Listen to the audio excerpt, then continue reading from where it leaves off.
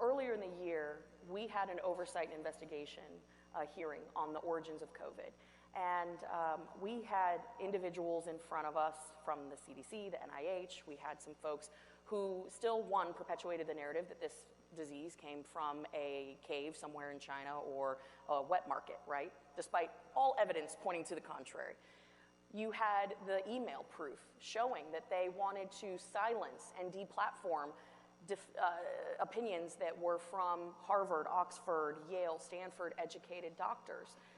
We had the Great Barrington Declaration that had been put out there and then subsequently deplatformed, taken off. Any mention meant that you were going to get shadow banned or suspended or thrown in Facebook jail. All of that led to people making decisions because they felt pressured. If you want to participate in society, you must comply. That really speaks to a higher issue that we are facing. The left's agenda is about dependency and control. They want to make you dependent on government and government programs so that they maintain control. At the end of the day, this was not about science. We know that the science has now shown that the vaccines were not as effective as they were saying, that they were making people make a choice. They were forcing them. You want to go to school, you have to do this. You want to live in everyday society, you got to wear a mask, get your booster, do all these things. And it's because of the control factor. Today, you have people who can't find help because they live in a blue state and they don't want to comply.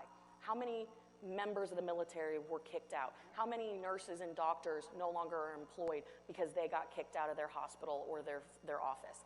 How many students are now homeschooled, which I love homeschooling, so I'm okay with that, but how many are now homeschooled and now have severe mental trauma that they've endured in school? We will be feeling the effects and the brain drain up to, I think, 20, 30 years from now. Power corrupts, and absolute power corrupts absolutely. Absolutely. And that's what this was. It was corruption for corruption's sake, and it was absolutely to control us. Anyone who is a student of history, all you have to do is look at some of the inflection points, if you will. Read Franz Kafka's The Trial. Look at what happened in the former Soviet Republic. Look at what happened in terms of the Bolshevik Revolution. It wasn't, what you will always find is tyrants always say they're doing it for your own good. That has been the excuse and the claim since the beginning of time. I will take care of you. Your life might be miserable, but I'll take care of you. And that's what we're dealing with. We are dealing with tyranny. And